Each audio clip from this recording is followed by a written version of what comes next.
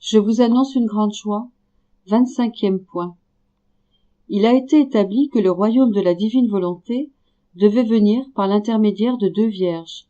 Par la première vint la rédemption, par la seconde viendra le royaume. Tome 15, 20 avril 1923.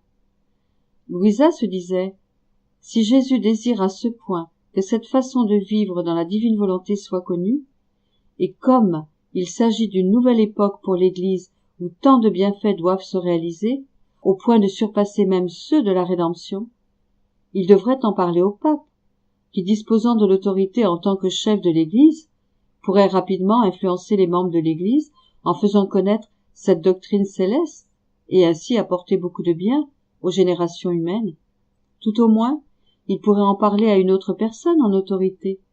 Ce serait si facile pour cette personne. Mais moi, pauvre ignorante, comment puis-je faire connaître ce grand bien?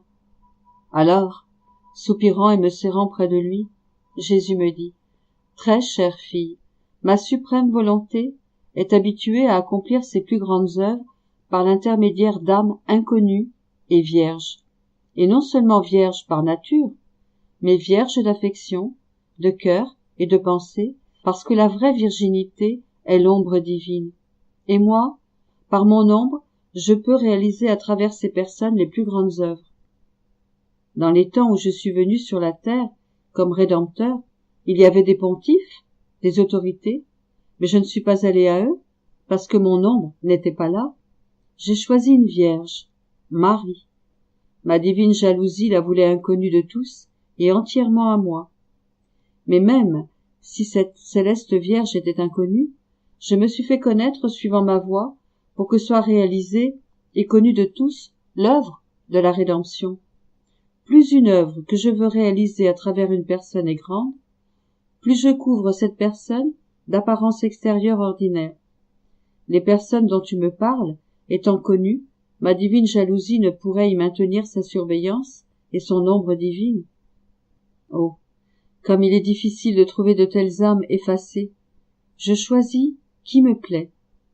Il a été établi que 2 vierges viendraient au secours de l'humanité, une pour présider au salut de l'homme, et l'autre pour que vienne le règne de ma volonté sur la terre, afin que soit restitué à l'homme son bonheur terrestre, que les 2 volontés, la divine et l'humaine, soient unies pour n'en faire qu'une, et qu'ainsi soit complètement réalisé le dessein pour lequel Dieu a créé l'homme. Je veux m'assurer que soit connu ce que je veux établir, et ce qui me tient le plus à cœur, c'est d'avoir une première créature dans laquelle, après Marie, régnera ma volonté sur la terre comme au ciel. Le reste viendra par lui-même. Voilà pourquoi je te répète constamment, continue ton envol dans ma volonté.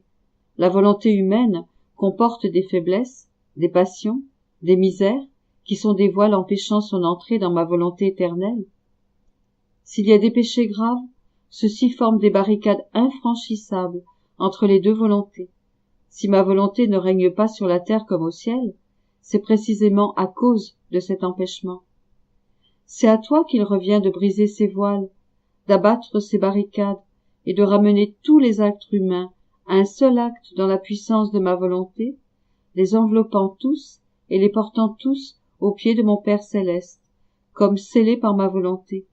Ainsi, voyant qu'une de ces créatures a réuni toute la famille humaine dans la divine volonté, alors, attiré et réjoui par l'intervention de cette créature, il laissera peut-être sa volonté descendre sur la terre, pour y régner, comme au ciel,